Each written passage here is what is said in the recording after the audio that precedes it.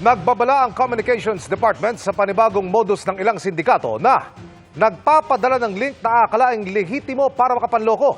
Sa mga mahilig naman mag-online shopping, may paalala rin ng isang grupo para iwas scam. Nakatutok si Mariz Umali.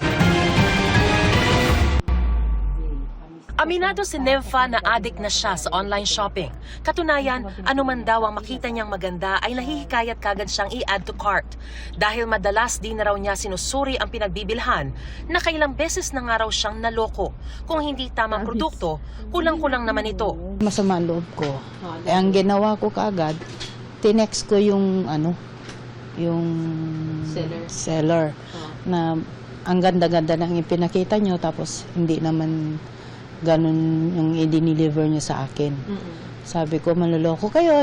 Si Jubel muntik na rin daw ma-scam sa kakabili niya online. Dumating po siya sa akin, worth 500 naman po siya. Kaso, pag hawak ko po, walang laman.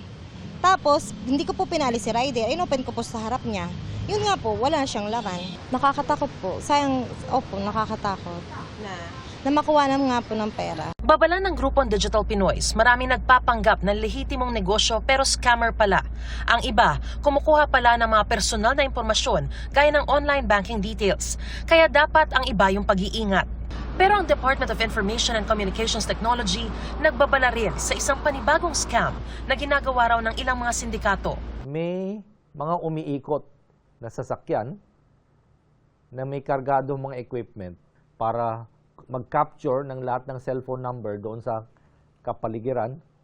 At once makuha yung cellphone number, binabato ngayon na itong mga messages na ito. Parang text blast. Oo, text blaster.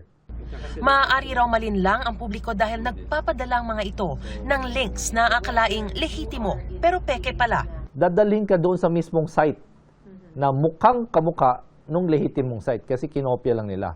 Pero hindi totoong site yon. Please key in your username, your password, and then pag key in mo dyan, kuha na yung detalye mo, yung credentials mo. At pwede nang masimot kung ano man yung pera na nandoon sa account na yun. Masyado raw advanced at sophisticado ang mga equipment ng mga sindikatong ito na di raw matapatan ngayon ng DICT. Kaya payo na lang ng mga otoridad, oras na makatanggap ng ganitong mga text, kahit mukhang lehitimo, wag na wag kayong magkiklik ng anumang link o wag tatawagan ang cellphone number na ibibigay sa mensahe. Papasko, medyo may pera yung mga tao at gustong mamili, magdoble ingat po kayo sa inyong transaction, lalo na online.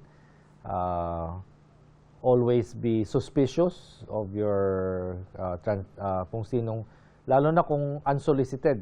Nakikipag-ugnayan na ang DICT sa mga e-wallet providers, online bank accounts at telcos para maabatan ang scam na ito. Para sa GMA Integrated News, Mariz Umali, nakatutok, 24 oras.